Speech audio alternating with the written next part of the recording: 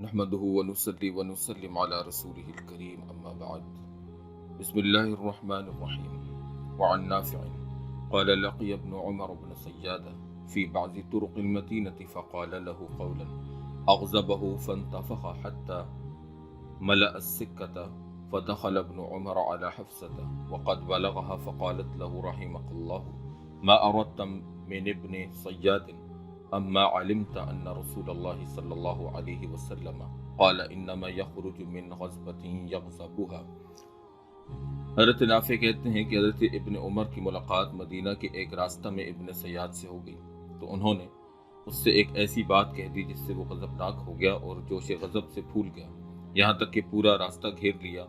इसके बाद जब इब्न उमर रज़ी अल्लाहु अन्हु उम्मुल मोमिनीन हज़रत हफ्सा के यहाँ पहुँचे, जिनको इस वाक़े की खबर पहुँच चुकी थी, तो उन्होंने फरमाया, इब्न उमर, खुदा तुम पर अपनी रहमत नाजिल करे, तुमने इब्न सय्याद से क्या चाहा था? क्या तुम्हें मालूम नहीं कि रसूलुल्लाह सल्लल्लाहु अलैहि वसल्लम ने फरमाया था दज्जाल किसी बात पर गज़बनाक होकर निकल पड़ेगा। इस रिवायत से अंदाज़ा होता है कि हज़रत हफ्सा इब्न सय्याद को मुस्तक़बिल का दज्जाल समझती थी, जो किसी गुस्सा की वजह से दज्जाल के रूप में ज़ाहिर हो जाएगा। चुनांचे यही इब्न सय्याद वाक़े हुर्रा में गुस्सा होकर गुम हो चुका था और आज तक गुम है। बहुत मुमकिन है कि यही गुमशुदा इब्न सय्याद बाद में दज्जाल के रूप में ज़ाहिर होकर दुनिया में फितना और फसाद जो है वो बपा करे। अब अगला सवाल ये पैदा होता है, क्या इब्न सय्याद ही दज्जाल अकबर है? बाज़ उलमा ने इब्न सय्याद को ही दज्जाल अकबर समझा है, जिसे हज़रत मसीह अलैहिस्सलातु वस्सलाम कुर्ब क़यामत में कत्ल करेंगे। लेकिन हकीकत ये है कि वो दज्जाल अकबर तो नहीं था, अलबत्ता उन दज्जालों में से एक ज़रूर था जो झूठे दावों के साथ खल्क़ खुदा को गुमराह कर रहे थे। इन हज़रात का ये अक़ीदा है कि इब्न सय्याद ही दज्जाल अकबर है और ये कि वही निहायत मुसन और तवील उमर होकर अखीर ज़माने में ज़िंदा रहेगा और रूए ज़मीन पर फसाद करेगा। वो हज़रत मोहम्मद बिन मुनकदिर की एक रिवायत जो कि जाबिर बिन अब्दुल्ला की है, जिसमें हज़रत जाबिर बिन अब्दुल्ला ने कसम उठाकर इब्न सय्याद को ही दज्जाल करार दिया है, और दूसरी यही रिवायत जो कि हज़रत इब्न उमर की रिवायत है। इस रिवायत के मुतालिक बाज़ उलमा का ख्याल है कि अमीरुल मोमिनीन उमर रज़ी अल्लाह ताला अन्हु ने, जिसमें हज़रत उमर ने दज्जाल के होने पर इब्न सय्याद के लिए कसम उठाई कि इब्न सय्याद ही दज्जाल है, तो उन्होंने हज़रत उमर ने इब्न सय्याद में बाज़ दज्जाली अलामतें देखकर उसे दज्जाल होने का यकीन कर लिया। और इनके हलफ का असल मबना यह था कि इब्न सय्याद उन दज्जालों और मक्कारों और झूठे मुद्दायान नबूवत में से एक है जो फितना अंगेजी करेंगे और खल्क़ खुदा को गुमराह करेंगे। इब्न सय्याद को दज्जाल अकबर समझने वाले उलमा की दूसरी दलील यह है कि हज़रत अबू बकर रज़ी अल्लाह तआला अन्हु ने रसूलुल्लाह सल्लल्लाहु अलैहि वसल्लम से रिवायत की कि दज्जाल के वालिदैन के यहाँ 30 साल तक कोई औलाद पैदा न होगी। इसके बाद उनके घर एक काना लड़का मुतवल्लद होगा जिसके बड़े बड़े दांत होंगे और दुनियावी लिहाज से नहायत हकीर और करीहुल मंजर होगा। नींद के वक़्त उसकी आंखें तो सोएंगी, लेकिन दिल बवजह हुजूम वसाविस और ख़यालात फासिदा के, जो कि शैतान की तरफ से उस पर इल्क़ा होंगे, बेदार रहेगा। जिस तरह सैयद कायनात सल्लल्लाहु अलैहि वसल्लम का दिल कसरत अफ़कार सालिहा और वही और इल्हामात के पे दर पे वारिद होने की वजह से ना सोता था। इसकी नाक पर परिंदे की चोंच की मानिंद गोल होगी। उसकी माँ बहुत फरबा अंदाम और रहीम और शहीम खातून होगी और इसके हाथ बहुत लंबे होंगे। हज़रत अबू बकरा कहते हैं कि हमने मदीना के एक यहूदी के घर में एक काना लड़का पैदा होने का हाल सुना। मैं और ज़ुबैर बिन अवाम उसके वालिदैन से मिले और उन्हें इन तमाम सिफ़ात से मुत्तसिफ़ पाया जो जनाब रसूल अकरम सल्लल्लाहु अलैहि वसल्लम ने दज्जाल के माँ बाप के मुतालिक बयान फरमाए थे। हमने पूछा, तुम्हारा कोई फर्जंद भी है? उन्होंने कहा कि 30 साल तक तो हमारे यहाँ कोई औलाद न थी, लेकिन अब एक काना और बड़े बड़े दांतों वाला हकीर सा लड़का पैदा हुआ है। उसकी आंखें तो सोती हैं मगर दिल बेदार रहता है। हम वहाँ से चले तो हमने लड़का भी करीब से धूप में पड़ा हुआ देख लिया। ये लड़का जो पस्त आवाज से गुनगुना रहा था सर खोल कर बोला, तुमने क्या कहा? हमने कहा, क्या तूने हमारी बात सुनी? कहने लगा, बेशक, गो मेरी आंखें सो जाती हैं लेकिन मेरा दिल बेदार रहता है। ये रिवायत तिरमिज़ी शरीफ के अंदर मनकूल की गई है, लेकिन उलमा के नज़दीक ये हदीस ज़ईफ़ है क्योंकि इसकी रवात के अंदर एक शख्स अली बिन ज़ैद बिन जदआन मुनफरद है और वो कवी नहीं है, यानी ज़ईफ़ रावी है।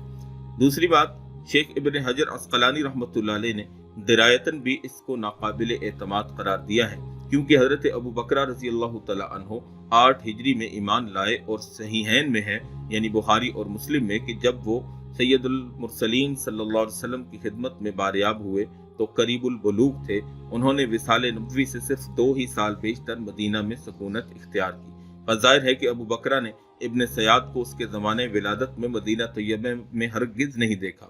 اس کے علاوہ ابن سیاد اور اس کے والدین کا دجالی صفات اور علامات سے موصوف ہونا اس بات کو مستلزم نہیں کہ ابن سیاد ہی دجال اکبر تھا، واللہ اعلم۔ ابن سیاد پر دجال ہونے کا شبہ اس بنا پر بھی کیا جاتا تھا کہ وہ شکل و شباہت اور شمائل میں دجال اکبر سے بہت زیادہ مماثلت رکھتا تھا۔ چنانچہ جس طرح دجال کی ایک آنکھ دانے انگور کی مانند پھولی ہوئی تھی، اسی طرح ابن سیاد کی ایک آنکھ بھی ابری ہوئی تھی۔ چنانچہ حضرت عبداللہ بن عمر کہتے ہیں کہ میں ابن سیاد سے ملا تو دیکھا کہ اس کی ایک آنکھ پھولی ہوئی اور اوپر کو اٹھی ہوئی ہے۔ میں نے پوچھا کہ تمہاری آنکھ میں کب سے یہ خرابی پیدا ہوئی؟ تو بولا میں نہیں جانتا۔ ابن عمر کہتے ہیں میں نے کہا بندے خدا، تیری آنکھ تیرے سر میں ہے اور تجھے اس خرابی کا حال تک معلوم نہیں ہو سکا۔ ابن سیاد کہنے لگا اگر خدا قادر و توانا چاہے تو تمہارے ہاتھ کی اس چھڑی میں بھی ایسی ہی آنکھ پیدا کر دے۔ ابن سیاد کے اس جواب کا منشا یہ تھا کہ حق تعالیٰ اس بات پر قادر ہے کہ جمادات میں بھی آنکھ پیدا کر دے، اور جس طرح اس جماعت کی اپنی آنکھ کا شعور اور آشوب جسم کا احساس نہیں ہوگا، اسی طرح ممکن ہے کہ انسان بھی کثرت اشغال اور ہجوم و افکار کی وجہ سے مانع ادراک اشیاء کو اسی طرح مدرک نہ کر سکے، یعنی ان کا احساس نہ کر سکے جس طرح لوگ فرط غم اور وفور مسرت کے وقت بھوک کا مطلق احساس نہیں کرتے۔ حضرت عبداللہ بن عمر فرماتے ہیں کہ اس کے بعد ابن سیاد گدھے کسی آواز کے ساتھ چیخنے لگا۔ یہ آواز ایسی کریہا اور بھیانک تھی کہ میں نے کسی گدھے کی بھی ایسی مکروہ آواز نہیں سنی۔ اس کے بعد فرمایا میرے احباب کا خیال تھا کہ میں نے ابن سیاد کو اپنی لاٹھی سے اتنا پیٹا کہ لاٹھی ٹوٹ گئی، حالانکہ مجھے کچھ معلوم نہیں کہ کیا پیش آیا اور وہ کیوں چیخا۔ اسی طرح ابن سیاد کے ایک یہودی رفیق نے یہ گمان کیا تھا کہ میں نے اس کے گھونسہ رسید کیا ہے، حالانکہ یہ خیال بھی بالکل غلط تھا۔ یہ روایت بھی ابن سیاد کے متعلق صحیح مسلم کے اندر وارد ہے۔ حدیث جساسہ کے اندر اس بات کا قطعی علم ہو گیا تھا کہ ابن سیاد دجال اکبر نہیں ہے، لیکن مسلمانان مدینہ ابن سیاد کی دجالی صفات اور اس کی ہیئت قضائی کا لحاظ کرتے ہوئے بہت دن تک اس شبہ میں پڑے رہے کہ شاید یہی شخص قرب قیامت کو دجال کی حیثیت سے ظاہر ہوگا، اور یہی وجہ تھی کہ ابن سیاد اہل مدینہ کے لیے سامان کندہ زنی بنا ہوا تھا، لوگ اس سے چھیڑ چھاڑ کرتے رہتے تھے۔ نافع کا بیان ہے کہ ایک مرتبہ حضرت ابن عمر کی ملاقات ابن سیاد سے برسر راہ ہوئی، جس کا ذکر پیچھے حدیث کے اندر ہم نے آپ کے سامنے بیان کیا ہے کہ وہ ایک غصے کے نتیجے کے اندر دجال بن کر ظاہر ہوگا۔ احادیث صحیحہ سے یہ ثابت ہے کہ دجال مکہ معظمہ اور مدینہ منورہ میں داخل نہ ہو سکے گا، اور تعجب ہے کہ جن حضرات نے ابن سیاد کو دجال اکبر یقین کر لیا ہے ان کا ذہن ان روایات صحیحہ کی طرف کیوں منتقل نہیں ہوا۔ ایک روایت میں خود ابن سیاد نے بھی اسی ارشاد نبوی سے استدلال کر کے اپنے دجال ہونے کی نفی کی تھی۔ چنانچہ حضرت ابو سعید خدری کا بیان ہے کہ ایک مرتبہ مدینہ سے مکہ مکرمہ کو جاتے ہوئے ابن سیاد کا رفیق سفر تھا۔ گفتگو کے دوران وہ مجھ سے کہنے لگا کہ میں نے لوگوں سے اتنا دکھ اٹھایا ہے کہ میں چاہتا ہوں کہ رسہ درخت سے باندھ کر اس کا پھندا گلے میں ڈال لوں اور پھانسی لے لوں۔ میں نے آپ پوچھا آخر اس کی کیا وجہ ہے؟ کہنے لگا وجہ یہ ہے کہ لوگ مجھے دجال سمجھتے ہیں۔ کیا آپ نے رسول اللہ صلی اللہ علیہ وسلم کو یہ ارشاد فرماتے نہیں سنا کہ دجال لا ولد ہوگا اور میں صاحب اولاد ہوں؟ کیا یہ پیغمبر علیہ السلام نے یہ نہ فرمایا تھا کہ دجال کافر ہوگا اور میں مسلمان ہوں؟ اور کیا سرکار دو عالم صلی اللہ علیہ وسلم نے یہ نہ فرمایا تھا کہ دجال مکے اور مدینے میں داخل نہ ہوگا، لیکن میں مدینے میں پیدا ہوا اور وہیں سے آ کر مکہ معظمہ میں جا رہا ہوں؟ حضرت جابر کا بیان ہے کہ ابن سیاد واقع حرہ میں جبکہ یزید کا لشکر اہل مدینہ پر غالب آیا گم ہو گیا۔ بظاہر یہ روایت اس بیان کے منافی ہے جس میں مذکور ہے کہ وہ مدینے میں مرا اور اس پر نماز جنازہ پڑھی گئی۔ اگر اس روایت کا مفہوم عام اور موت کو بھی شامل ہے تو کچھ منافات نہیں، کیونکہ دونوں کا ماحصل یہ ہو سکتا ہے کہ وہ واقع حرہ میں مرا اور اس کی نماز جنازہ پڑھائی گئی ہو۔ اس کے بعد ہم دیکھیں گے کہ دجال کے متعلق احادیث مبارکہ کے اندر کیا چیز وارد ہوئی ہے۔ چنانچہ تمیم داری کے بیان سے جو دجال کی شخصیت کے بارے میں ایک سری نص ہے، اس بات کا یقین ہو جاتا ہے کہ ابن سیاد دجال منتظر نہیں ہے۔ چنانچہ فاطمہ بنت قیس ایک صحابیہ کہتی ہیں کہ میں ایک مرتبہ مسجد نبوی میں گئی اور نبی پاک صلی اللہ علیہ وسلم کے پیچھے نماز پڑھی۔ حضور صلی اللہ علیہ وسلم نماز سے فارغ ہو کر ممبر پر بیٹھے اور آپ نے حسب عادت مسکرا کر فرمایا کہ سب آدمی اپنی اپنی جگہ پر بیٹھے رہیں۔ اس کے بعد فرمایا کہ جانتے ہو کہ میں نے تمہیں کیوں جمع کیا؟ صحابہ عرض گزار ہوئے کہ اللہ اور اس کے رسول کو زیادہ معلوم ہے۔ ارشاد ہوا کہ میں نے کسی ترغیب یا ترہیب کے لیے تمہارے اجتماع کی خواہش نہیں کی، بلکہ واقعہ یہ ہے کہ تمیم داری ایک عیسائی تھے جو خلعت اسلام سے سرفراز ہوئے۔ اب انہوں نے دجال کے متعلق ایک واقعہ بیان کیا ہے جو ان ربانی تعلیمات سے مطابقت رکھتا ہے جو میں دجال کے متعلق تمہارے سامنے پیش کرتا رہا ہوں۔ کیونکہ یہ ماجرا تمیم کے عینی مشاہدہ پر مبنی تھا، اس لیے حضور صلی اللہ علیہ وسلم نے لوگوں کے ازدیاد یقین کے لیے اس واقعہ کو ان الفاظ میں بیان فرمایا۔ تمیم داری کا بیان ہے کہ میں نے جہاز میں سوار ہو کر سمندر کا سفر اختیار کیا۔ قبیلہ لخم اور جزام کے بھی 30 آدمی میرے رفیق سفر تھے۔ اتنے میں سمندر میں ایسا طوفان آیا کہ جہاز سمندر کے طول و عرض میں بحالت تباہی چکر کاٹتا رہا، لیکن ساحل بحر تک نہ پہنچ سکا۔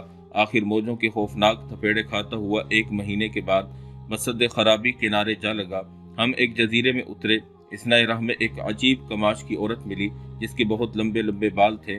ہم نے اس سے دریافت کیا تو کون ہے؟ کہنے لگی میں جساسہ یعنی مخبرہ ہوں جو دجال کو خبریں پہنچاتی ہوں۔ تم لوگ سامنے والے دیر میں جاؤ، وہاں دجال کو دیکھو گے۔ ہم نے دیر کا رخ کیا۔ وہاں پہنچ کر ایک اتنا بڑا قوی ہیکل مرد دیکھا کہ اس سے پیشتر اس قد و قامت کا انسان کبھی نظر سے نہ گزرا تھا۔ یہ شخص سلاسل و اغلال میں جکڑا ہوا تھا، یعنی بیڑیوں اور ہتھکڑیوں میں جکڑا ہوا تھا، اور اس کے ہاتھ گھٹنوں اور ٹخنوں کے بیچ میں سے نکل کر گردن سے بندھے ہوئے تھے۔ ہم اس کوہ پیکر انسان کو دیکھ کر محو حیرت رہ گئے۔ ہم نے پوچھا تو کون ہے؟ وہ آگے سے بولا چونکہ تم نے مجھے اس حال میں دیکھ لیا اس لیے میں اپنے تئیں تم سے مخفی نہ رکھوں گا، لیکن پہلے تم یہ تو بتاؤ کہ تم کون ہو اور یہاں کس طرح آنا ہوا؟ تمیم داری کہتے ہیں ہم نے کہا ہم عرب کے رہنے والے ہیں، ہم نے بحری سفر اختیار کیا تھا لیکن ہمارا جہاز طوفان میں گر کر مہینہ بھر سرگرداں رہا، آخر ہم بحالت تباہ اس جزیرہ میں آ پہنچے ہیں۔ ایک عجوبہ روزگار جساسہ ہم سے کہنے لگی کہ تم لوگ اس شخص کی طرف جاؤ جو دیر میں رہتا ہے، بس ہم لوگ عجلت سے تیرے پاس پہنچے ہیں۔ دجال بولا اچھا تو یہ بتاؤ کہ نخل بیسان ہنوز بار آور ہوا ہے یا نہیں ہوا؟ بیسان ایک کھجوروں کا باغ ہے جس کے اندر سے پھلوں کی پیداوار دجال کی آمد کے ساتھ قریب میں بند ہو جائے گی۔ حضرت تمیم داری کہتے ہیں بیسان کے نخلستان میں پھل برابر آ رہا ہے۔ دجال بولا لیکن یاد رکھو کہ وہ وقت آنے والا ہے کہ جب کہ بیسان میں کھجوروں کے درخت ثمر آور نہ ہوں گے، اس کے پھل ختم ہو جائیں گے۔ اس کے بعد سوال کیا کہ بحیرہ تبریہ میں بھی ابھی پانی موجود ہے یا خشک ہو چکا؟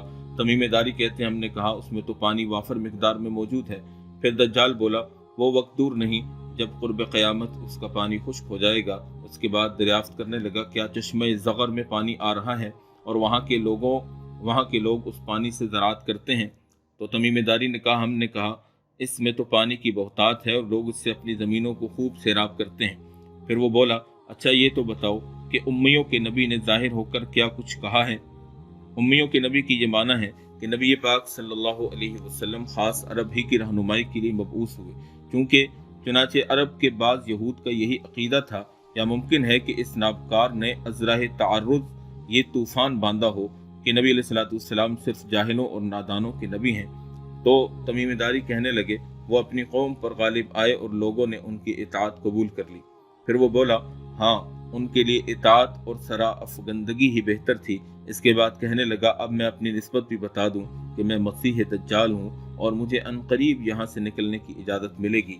میں روئے زمین میں ہر جگہ دورہ کروں گا اور دنیا میں کوئی آبادی ایسی نہ ہوگی جہاں 40 دن کی مدت میں پہنچ نہ جاؤں سوائے مکہ اور مدینہ کے، کیونکہ ان 2 شہروں میں مجھے داخلے کی اجازت نہیں ہے۔ جب میں مکہ یا مدینہ میں داخل ہونے کی کوشش کروں گا تو مان فرشتے تلوار لے کر موجود ہوں گے اور میرے اس اقدام پر مزاحمت کرنے لگیں گے۔ یہ واقعہ بیان کر کے نبی پاک صلی اللہ علیہ وسلم نے اپنا عصا منبر پر 3 مرتبہ مارا اور ارشاد فرمایا یہی طیبہ ہے، یہی مدینہ ہے، یہی اللہ کے نبی کا شہر ہے۔ یہ روایت مسلم شریف کے اندر ہے اور جس کا باب الجساسہ ہے، اور ابو داؤد وغیرہ کے اندر بھی یہ روایت موجود ہے۔ تو ابن سیاد کے متعلق نبی پاک صلی اللہ علیہ وسلم، صحابہ کرام رضی اللہ تعالی عنہم کا نقطہ نظر، اس کے عجیب و غریب حالات اور احادیث میں اس کا تذکرہ، اور دجال اس کے ہونے یا نہ ہونے پر علماء کرام کی بحث مختصراً آپ کے سامنے بیان کی گئی۔ انشاءاللہ جھوٹے مدعیان نبوت کا یہ سلسلہ آپ کے سامنے یوں ہی چلتا رہے گا۔ اپنا خیال رکھیے گا اور ہمیں اپنی رائے سے آگاہ بھی کیجیے گا کہ آپ کو ابن سیاد کا یہ واقعہ کیسا لگا۔ وآخر دعوانا ان الحمد للہ رب العالمین۔